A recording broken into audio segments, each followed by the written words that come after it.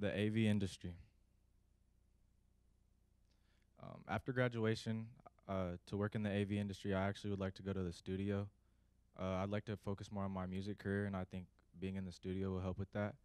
Um, to work in AV, you need to know how to communicate and how to take orders. My plans after Full Sail is to like move to California and put a lot more effort into my music career. The first person that I researched was a producer and DJ. His name's Atlantic Connection.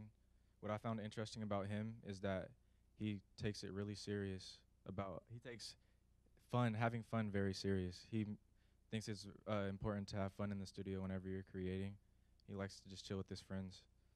Um, I would not be a DJ because I don't find that fun, but I just thought it was interesting that he's doing what he loves. The next person that I looked up was Shawn Patterson. What I found interesting about him is that he started from the bottom, just driving around, trying to show different movie companies that show him his songs, trying to make music for films because that's what he does.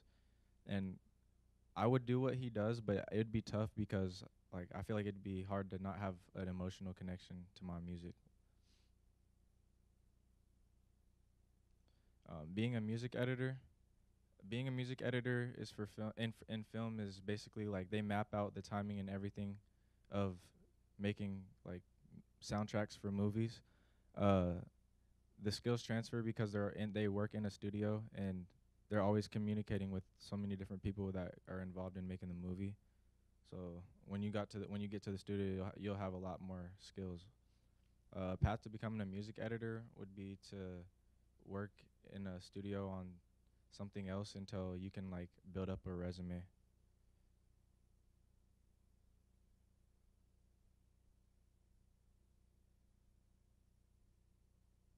And then audio technician was the next one.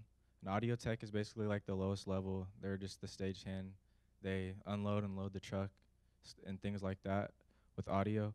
Um, I think this job's still important because you would know where everything is connected, where how everything works, and being a musician, you'd know like who to talk to if you ran into a problem with the live show.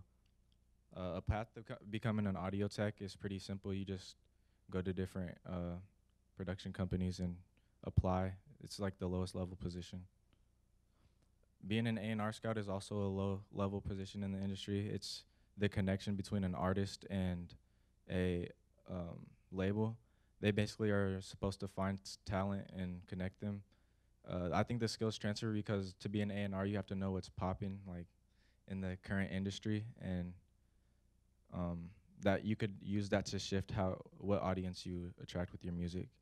To be an A&R, you'd have to start by just going to different labels as well, maybe showing them some artists that you think are gonna make it and just showing them a resume. It's all about building your resume. So now I'm gonna show you a video of a guy talking about getting into the music industry.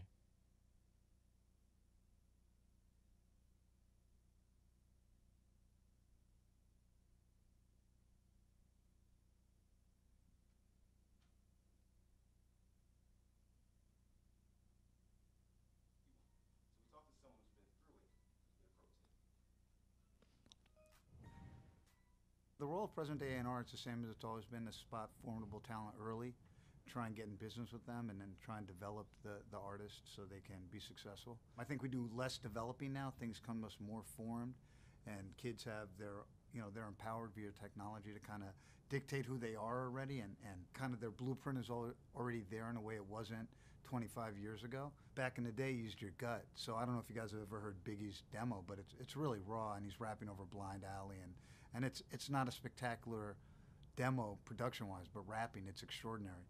And Puffy was smart enough to recognize that. So that doesn't happen anymore, right? People don't follow their gut. Now it's all based on numbers and research. You go online and you see what the numbers are. So my advice to young kids who want to get in the music industry: don't get a job at a label. Do it yourself outside of the building. All right, it's time to jump into the industry. Go get our job ourselves. And here's all my credits.